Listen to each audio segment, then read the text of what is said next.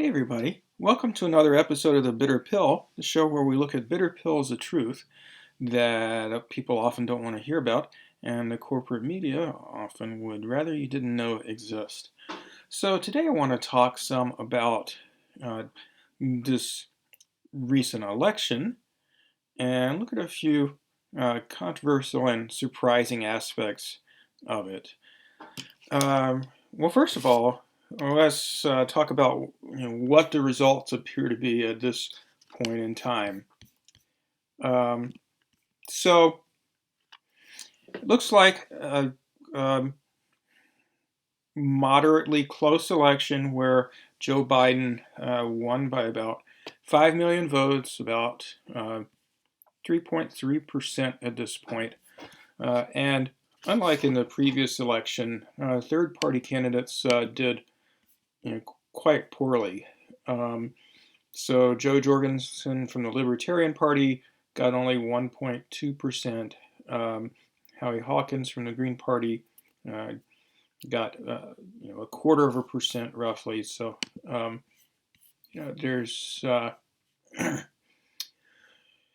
really not a whole lot of success for third parties in this election, which, as you know if you watched this show before, I'm a third party supporter. I voted for Howie Hawkins of the Green Party, and I think both of the major parties are irredeemably corrupt. So this isn't a good outcome from my point of view.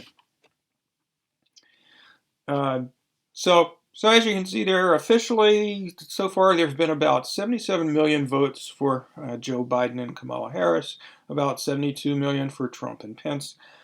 And both of those are records in the presidential election or in the election in general by a long shot. So it's a total of about 150 million votes. And both Donald Trump and Joe Biden exceeded the total number of votes gotten by Barack Obama back in 2008, which was the record at that point. And of course, part of that's attributable to the fact that the U.S. population has grown since 2008, but it also was the highest turnout officially since, I believe, 1968. So it's a very big turnout. And the margin for Biden was nearly 5 million votes in California alone. And then if you look at Trump's states where he ran up big totals, I think Biden won by about 30% in California, 64 to 33% actually. And Trump won a large number of small states, population-wise, by similarly wide margins, but it wasn't enough to add up to the 5 million or so votes that Biden won California by. So it was thus a closer election, electoral vote-wise, than you would think from the popular vote total. About a 3.3% victory, and there are currently 3 states that are undecided at this point. North Carolina is pretty much guaranteed to go for Trump. There aren't enough votes left for Biden to make up the margin there. Georgia looks like it's going to go for, for Biden. And actually, I think Alaska was just called for Trump. So we're down to 2 states that haven't been decided yet. Anyway,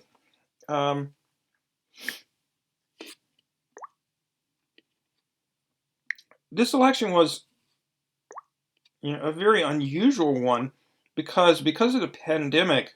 There were over 65 million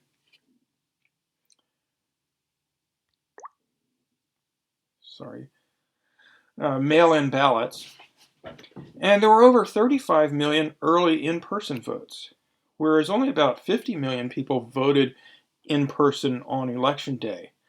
And so because of this high volume of mail-in votes, it really took a long time for votes to be counted, especially in large cities, and especially in states like Pennsylvania, for example, where Republican-controlled legislatures passed legislation prohibiting election officials from counting early votes prior to election day.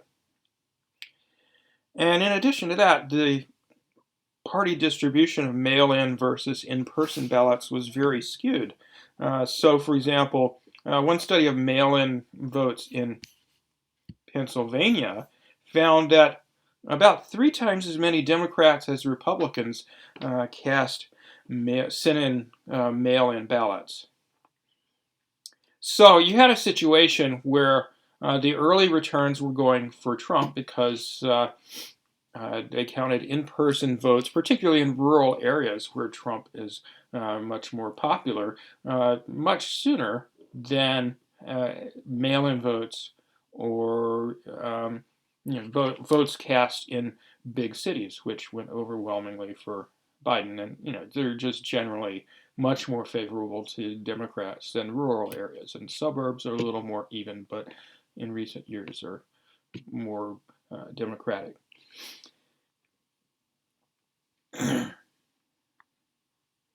So, that begs the question, well, why is it that we had such a high turnout and such high vote totals for Biden and Trump and low vote totals for third-party candidates like Joe Jorgensen of the Libertarian Party and Howie Hawkins of the Green Party, far lower than the totals for third-party candidates in the 2016 election?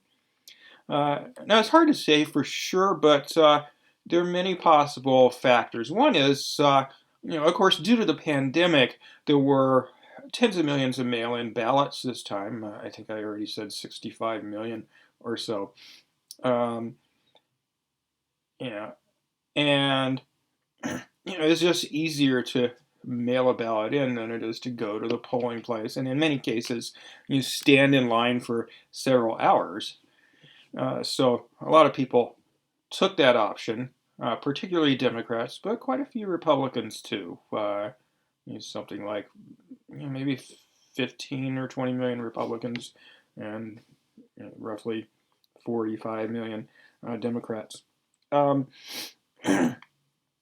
Also, of course, Trump has been a very polarizing figure. If you've seen his Twitter feed, you can see how divisive his rhetoric has been.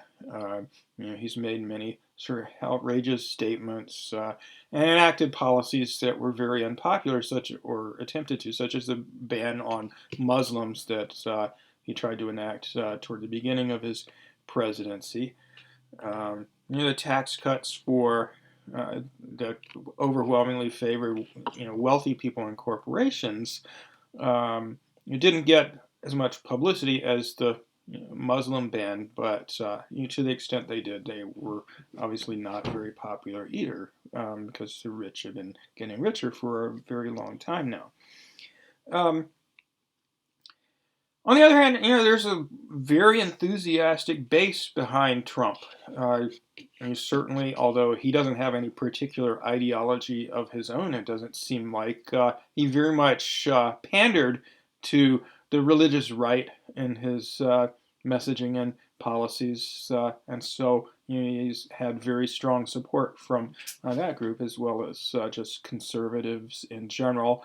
And contrary to popular belief, has more support from the wealthy than he does from poorer folks.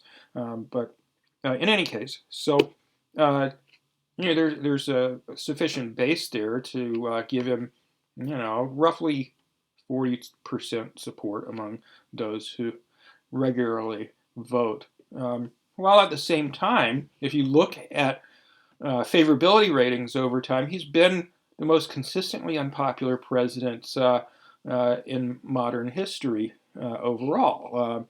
I think the peak of his popularity was, ironically, when the Democrats were trying to impeach him back earlier this year, which very much backfired on him. And a lot of people were predicting that he was going to win re-election because the Democrats, you know, shot themselves in the foot by going after Trump on pseudo issues or minor issues rather than the much more serious issues they could have attacked him for, such as the nepotism and war crimes, which of course the Democrats were complicit in.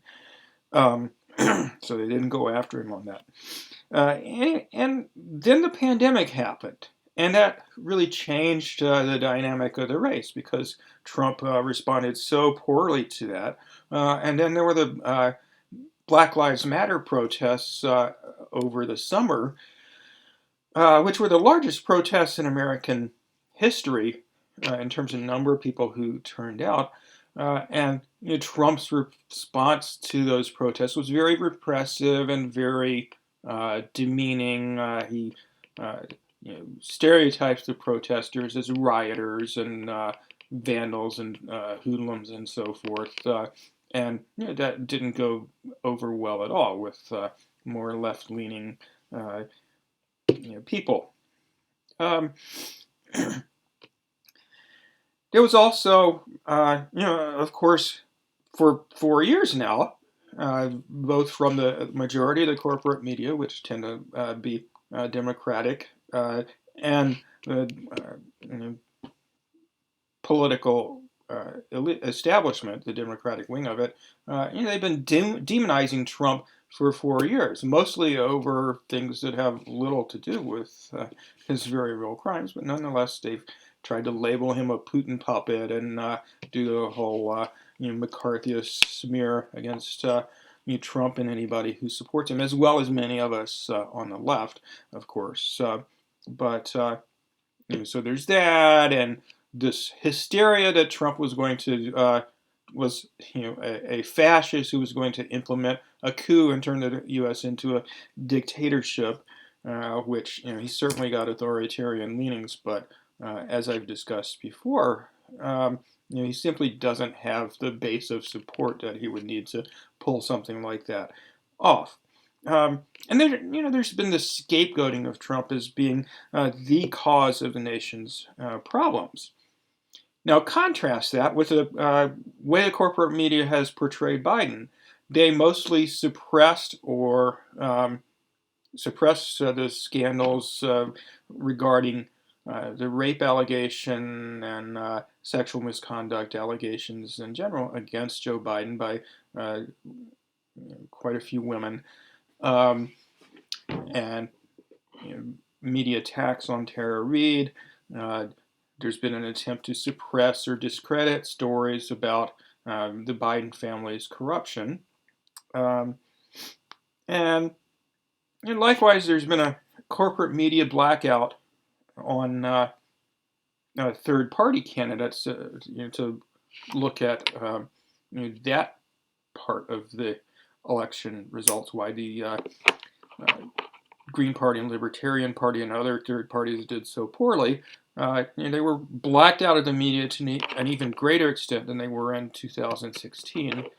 And in addition to that, the Green Party was thrown off the ballot in quite a few states through often illegal shenanigans by the Democratic establishment. So a lot of voters simply didn't know that they had the option of voting for Hallie Hawkins or very many other third-party candidates. Here in Indiana, where I live, the only third-party candidate who was on the ballot was Joe Jorgensen from the Libertarian Party. If you wanted to vote for somebody else, you had to know that they were a write-in candidate.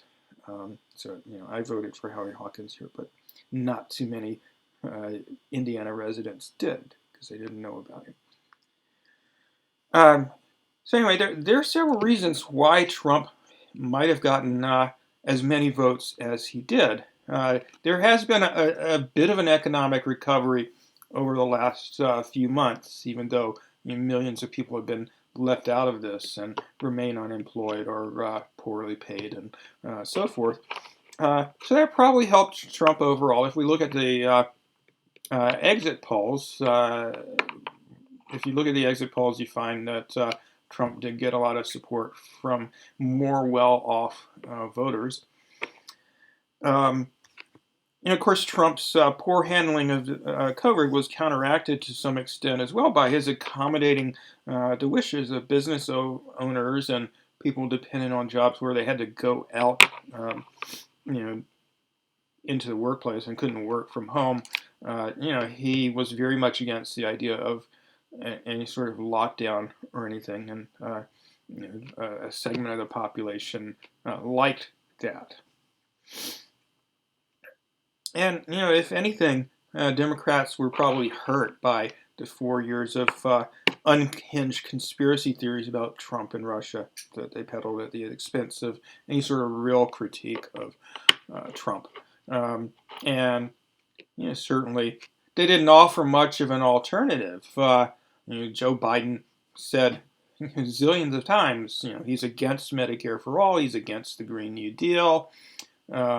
He's basically in favor of a return to the pre-Trump status quo, which didn't inspire much enthusiasm among people, and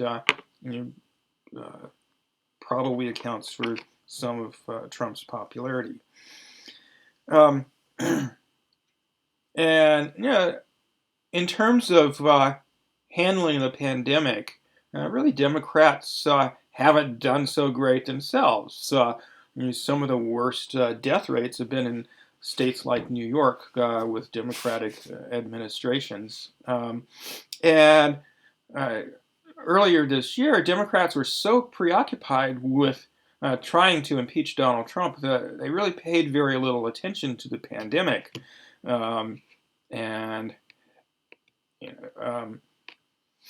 People on the Democratic side of the aisle, or apparently Democratic-leaning administration officials like Anthony Fauci, really didn't do themselves any favors by not emphasizing the importance of wearing masks and so forth.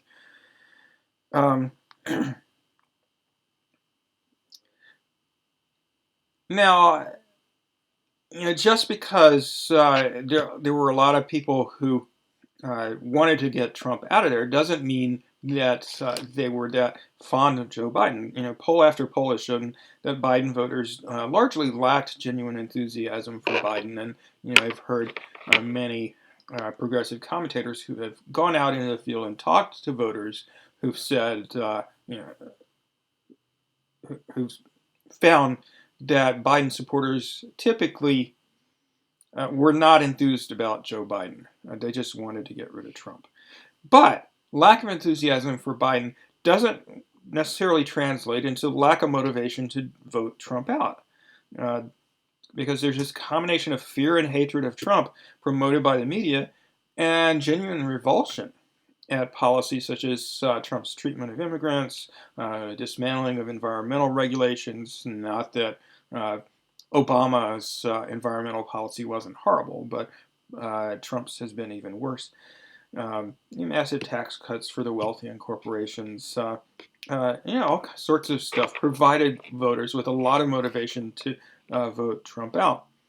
And not on Facebook all that much these days, but I saw a lot of evidence among my acquaintances on Facebook who,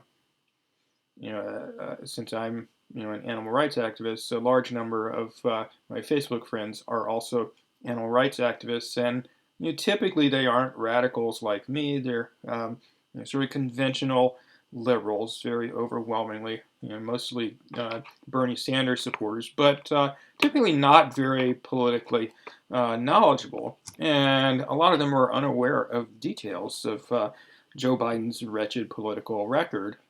A lot of them are unaware of or deny the sexual misconduct allegations against Joe Biden. And even among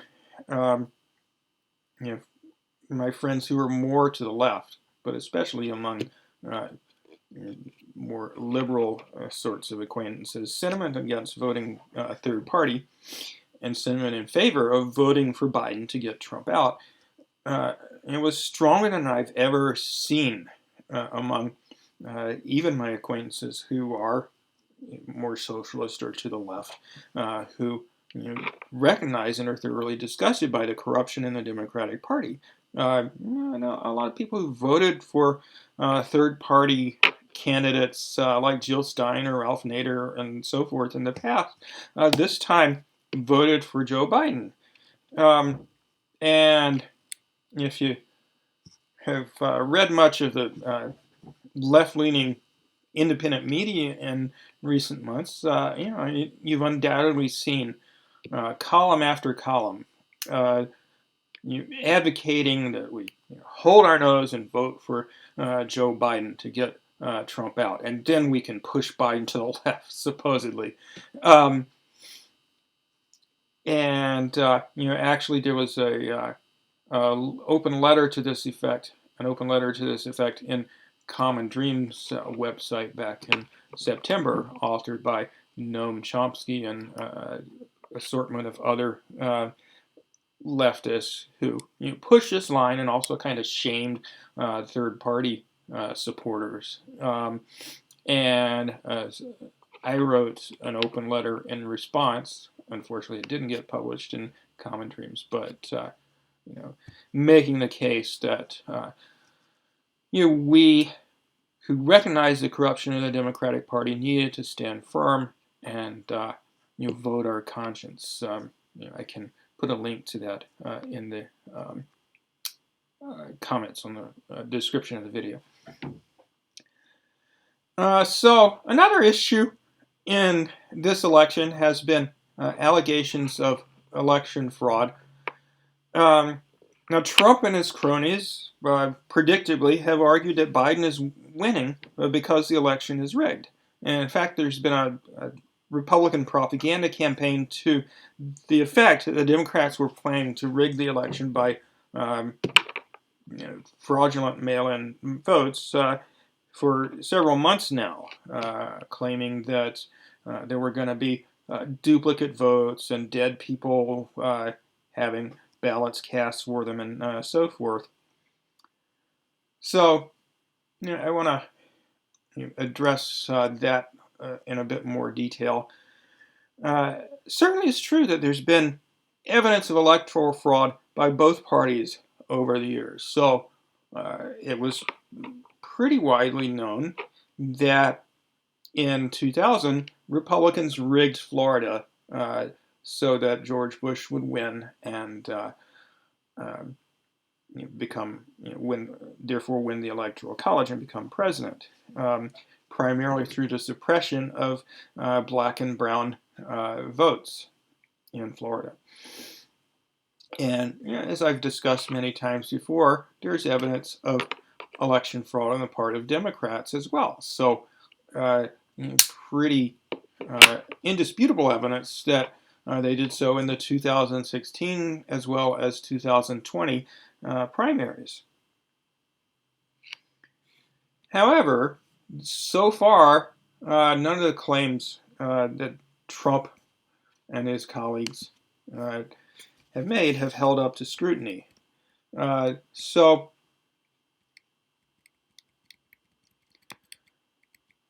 one allegation was that dead people were casting votes in Michigan. And there doesn't seem to be any solid evidence that this was the case. One of the men who was alleged to have been a dead person voting was actually very much alive, but he has the same name and address as his father. And there have been a few other isolated cases of allegations of dead people voting. Even if they were true, it'd be nowhere near enough to make up for the for the margin between Trump and Biden, where Biden has won in Michigan, for instance, at this point by I think it was 150,000 votes at this point.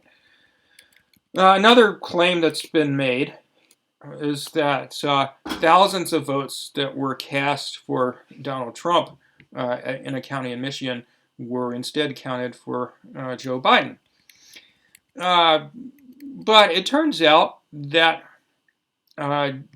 this, it really did happen, but it was caught, and the votes were reallocated to Joe Biden.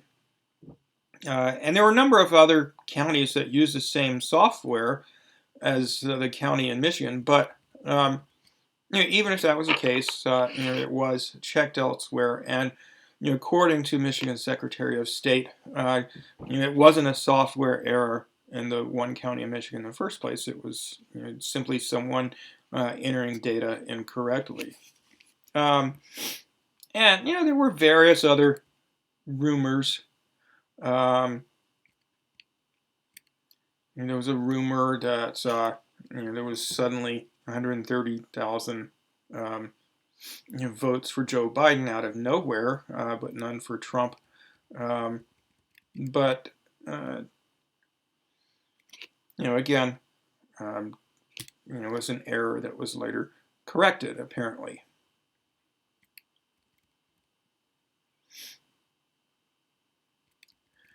Another claim that was made, and I heard this one repeated by a lot of people on the left, actually, was that there were more votes in Wisconsin than there were registered voters. But, in fact, I checked, and the number of votes in Michigan was, the total number of votes was a bit over 5 million. No, excuse me, not Michigan, Wisconsin. Sorry, the total number of votes in Wisconsin was something like 3.2 million. And the total number of registered voters in Michigan as of November 1st, which is the latest figure that I found on Wisconsin's. Did I say Michigan again? I meant Wisconsin. The number of registered voters as of November 1st on Wisconsin's state website was 3.6 million. And in addition to that, November 1st is out of date, of course, by now, and they update the figures. I checked on this as well. They update the figures every month. And Michigan, excuse me, I keep saying Michigan, Wisconsin has same-day voter registration. So undoubtedly, there are more than 3.6 million registered voters in Wisconsin now because some of the people who voted on election day or after November 1st newly registered to vote or re-registered if they were kicked off the voting rolls or what have you.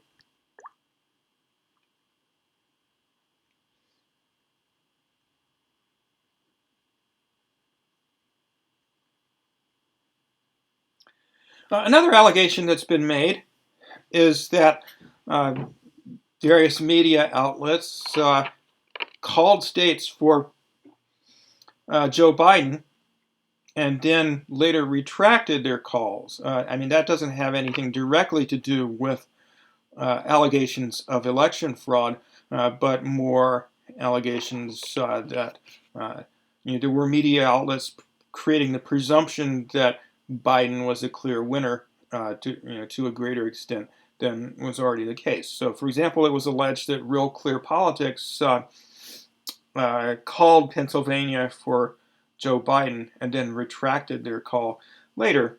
And it was a similar allegation was made about CNN calling Arizona for Biden and retracting that call later. I checked. Both of these claims are false. Real Clear Politics never. Oops, wrong. Sorry, I don't think I have it up here. But anyway, I'll put lots of links in the description for things that I don't show you on the video. But anyway, Real Clear Politics never called Pennsylvania for Biden. You can check screenshots of how their map looked at different times, and they never gave Pennsylvania to Biden. And similarly, CNN always had Arizona as still undecided. A couple of other outlets, Fox and AP, called Arizona for Biden pretty early on, but none of the other media outlets called Arizona for Biden until just recently. Okay, anyway, now don't get me wrong. I'm certainly open-minded to the possibility that Democrats committed election fraud in this election to help Biden or perhaps other Democrats because they've certainly been guilty of that in the past in primaries. But thus far, I haven't seen any evidence of that.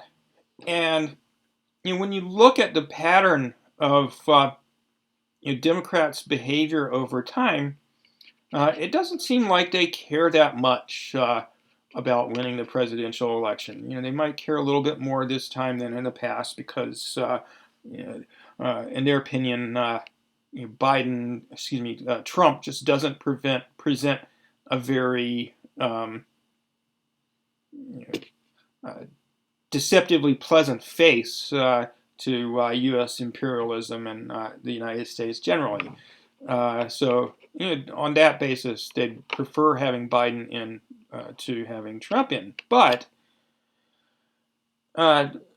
if they really cared that much about the outcome of the election, as opposed to the outcome of the primary, then they wouldn't have tried so hard to make sure that a vastly superior candidate to Joe Biden, namely Bernie Sanders, was defeated in the primaries. They wouldn't have rigged the primaries against Bernie Sanders in either 2016 or 2020 if their main objective was to defeat the Republican, because in both cases, Sanders was a stronger candidate. He was a stronger candidate who polled better against Trump than Hillary Clinton, and he was a stronger candidate than Joe Biden against Donald Trump.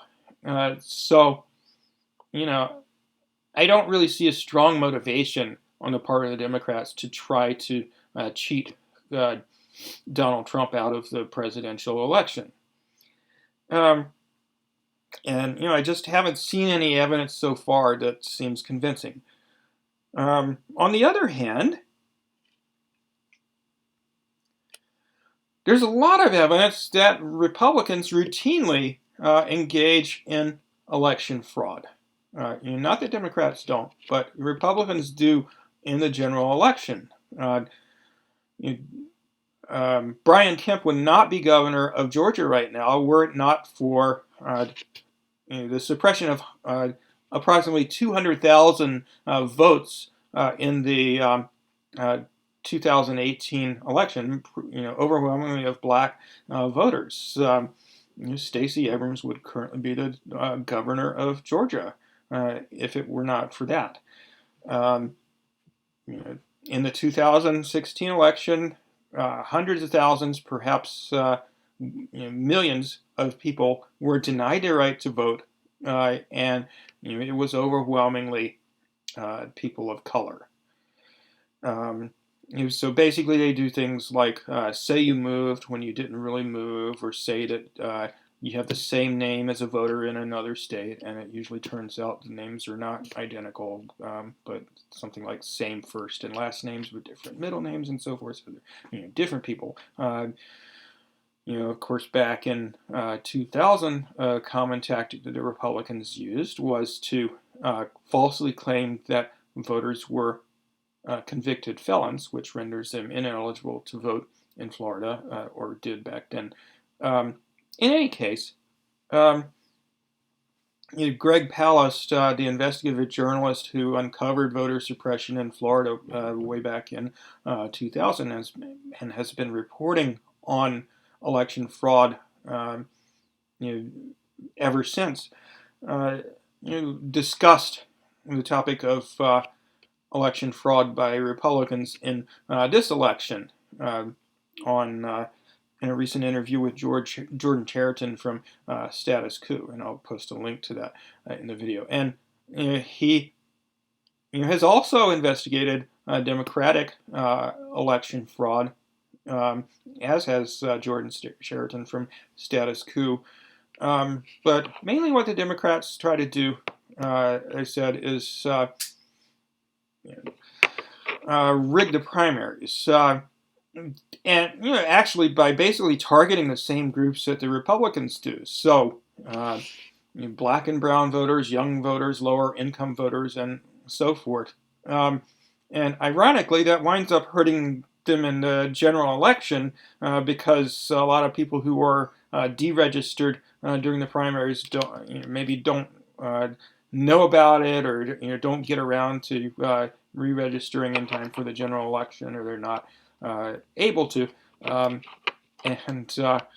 so, in any case, the likelihood is that even if it's the case that there was cheating on the part of the Democratic Party in this election, it was outweighed by the amount of cheating by the Republican Party um, in terms of voter suppression, and also perhaps carryover from Democratic Party cheating in the primaries that winds up influencing the results of the general election. So, according to Greg Palast, there would not be a runoff in either of the Georgia senatorial races were it not for voter suppression.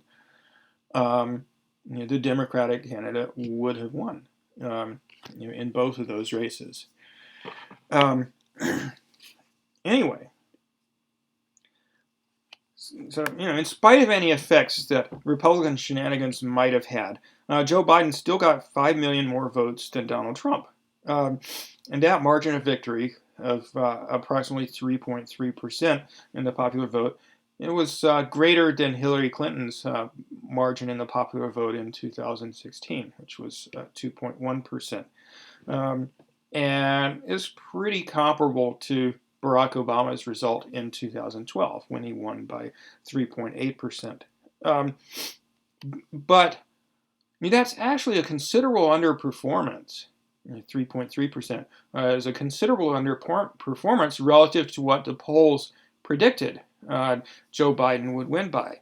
So, for instance, Real Clear Politics polling average estimated that Biden would win by 7.2%. And that would have resulted in an electoral landslide comparable to Obama's in 2008. Of course, those polls were off. The election was much closer than the polls predicted, and that's the biggest miss that election polls have had in the last few elections. But the polls still did predict the right winner. Now, the exit polls, which you sample a much larger sample of people than polls conducted prior to the election, are typically much more accurate. And in this case, the exit polls found that about 3.5% more of those polled said they voted for Biden than said they voted for Trump. So that's actually pretty close to the actual outcome. So, the question I have to ask people who say that Biden won because of whatever any Democrats did to rig the election, how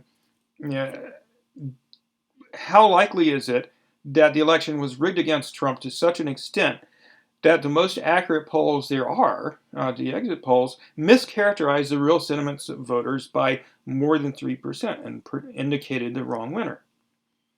Polls are far from perfect, certainly. But this notion that polls are worthless, I've heard from quite a few of my left-leaning friends, isn't borne out by the evidence.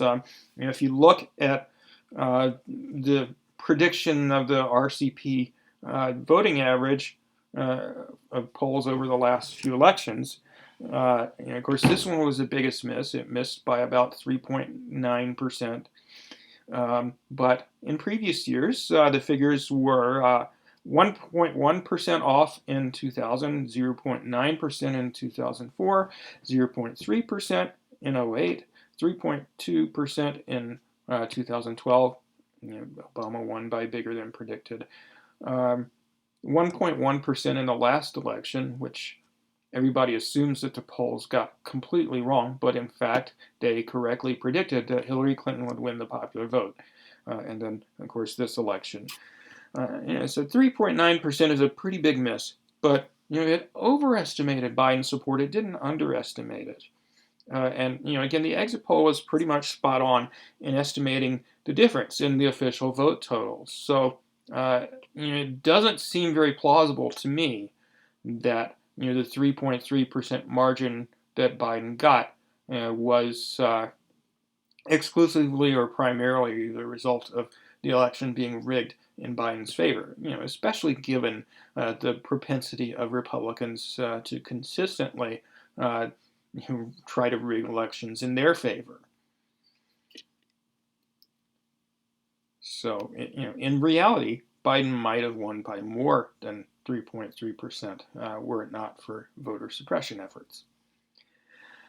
So then, that begs the question, why have some progressive commentators, or just people on the left in general, echoed Republican claims that the Democratic Party stole the election on Biden's behalf? And more troubling to me is that almost no commentators on the left have been talking recently about Republican attempts to steal the election on Trump's behalf. That's been kind of missing from the conversation, both in the mainstream media and in left-leaning independent media. And I think there's several possible reasons. One is that Biden won, according to the official vote counts, and so it's counterintuitive to ask whether the losing party cheated. But people ought to be asking about that because we know that Republicans cheat in elections time after time. Between voter ID laws that make it difficult, for example, for students to vote, because a lot of states say you can't use your student ID as verification of your identity, even though it's a state-issued ID, and people being disenfranchised because it's claimed that they moved when they actually didn't move. There was a case in Georgia where actually Martin Luther King's cousin, who had lived in the same house for 50 years, was kicked off the voter rolls in Georgia due to a false claim that she had moved. And so she showed up to vote and was denied the right to vote because they said she's moved. And she said, well, I've lived in the same place for 50 years. How can that be? But, they kicked her out of the polling place. Greg Palast interviewed her, and she brought him back to his house where it was obvious she'd been living there for a very long time. Anyway,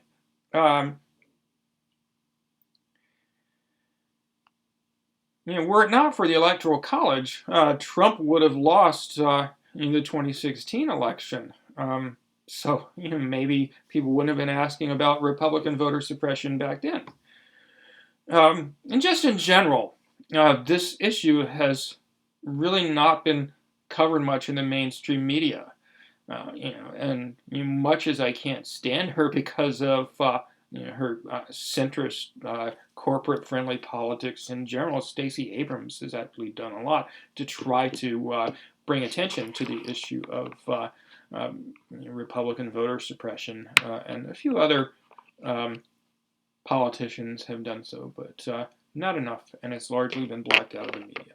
In any case, I think another reason why there's this impression that maybe Trump was cheated out of the election is the large number of mail-in ballots, and the overall very large turnout meant that vote counting took place over a long period of time.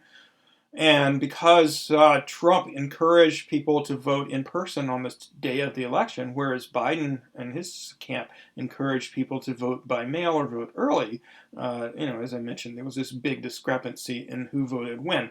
And so the early results favored Trump because in-person same-day votes are typically counted first. And particularly in rural areas or small towns, which favored Trump. Those votes are counted pretty quickly, so they showed up early in the returns.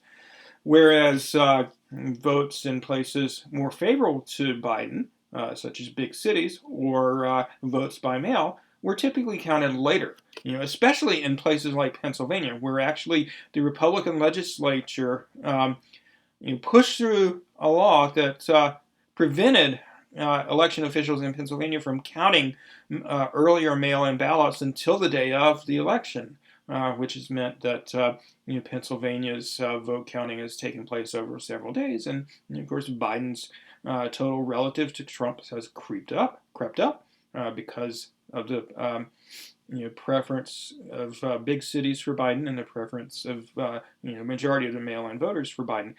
So this impression that Trump was winning the election was reversed by late votes. I actually kind of got into an argument with one of my fellow progressive commentators on a YouTube show recently because he thought it was really suspicious that Virginia had been called for Biden fairly early in the night by some of the networks, even though Trump had the lead at that point. And as I explained to him, look, Northern Virginia is overwhelmingly Democratic in the way they vote. And that's by far where most of the people in Virginia live. And their votes haven't, for the most part, been counted yet. So what they're doing is looking at the early returns in Northern Virginia, where most of the votes yet to be counted, and seeing that they're going very heavily for Biden and predicting the overall state outcome on that basis. So it's really not suspicious at all. And that was a story all over the country. Early returns tended to go for Trump, and later returns tended to favor Biden. And of course, Trump and his cronies portrayed this as Democrats manufacturing votes. But the reality is simply that later counted votes favored Biden because big cities and many of their suburbs tend to heavily favor Democrats, and mail-in ballots also tended to favor Democrats. Another possible reason why some people on the left have thought that, well, maybe Biden won because the election was stolen for him, is that many progressives actually thought that Trump would win the election. They looked at the level of enthusiasm for Trump from his base, the mass rallies that were happening for Trump, but because of the pandemic, weren't being held for Biden. And there were these car caravans and boat parades for Trump that made a big splash in the media. And on the other hand, as I said, a lot of folks dismiss polls as meaningless. I was actually told by one progressive YouTube commentator that I was naive and gullible for believing the polls. And I simply said, well, look, the polls aren't perfect, but they've historically been relatively good predictors of elections in the past. There's barriers to getting accurate polls. They don't have enough money to have a huge sample of the population typically. It's a few hundred or a couple thousand, generally speaking. And also, most people don't answer the phone these days because they don't want to deal with telemarketers, or maybe some people owe money to somebody, so they don't answer unknown calls, so they don't get polled. So what pollsters have to do is extrapolate based on the people who do answer, where they make sure that they sample proportions of different demographics that correspond to the numbers in the census. And that works okay, but it's not as good, not anywhere near as good as getting a true random sample where you had a high response rate in the first place. So that's one reason why polls are not as accurate as we'd like for them to be. But typically, if you look at the averages of the different polls, they typically only miss by 1 or 2%, which is good enough to predict the outcome of most elections. And in this case, they were predicting that Biden would win by 7%. So they would have to be off by way more than polls have ever been to incorrectly predict the outcome of the election.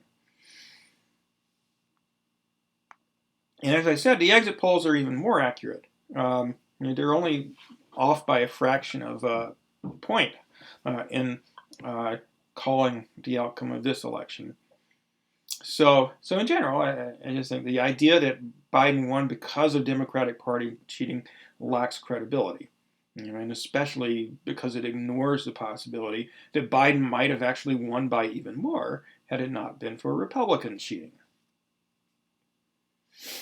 And I just think that a lot of people on the left, even those who get out of their bubble and talk to people who aren't politically engaged or have different politics than they do, still tend to look at things from their own perspective and don't consider that most people in the world don't see things quite the way that they do.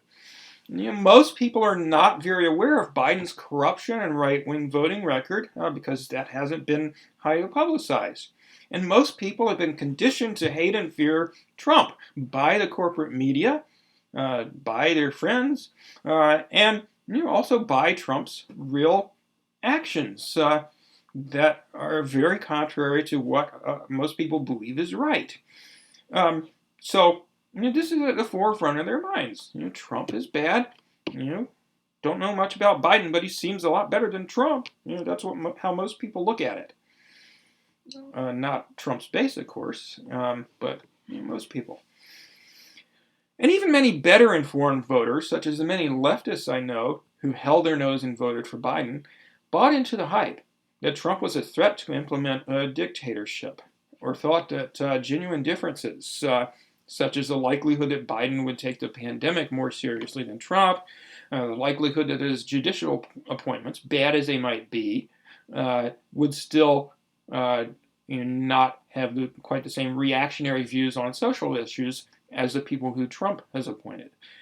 And also, even though Barack Obama's environmental record was pretty bad, Trump's has been even worse. And so one or more of those factors might have led a lot of people to think, well, we'll deal with Biden later, but let's vote Trump out. A lot of people thought that way.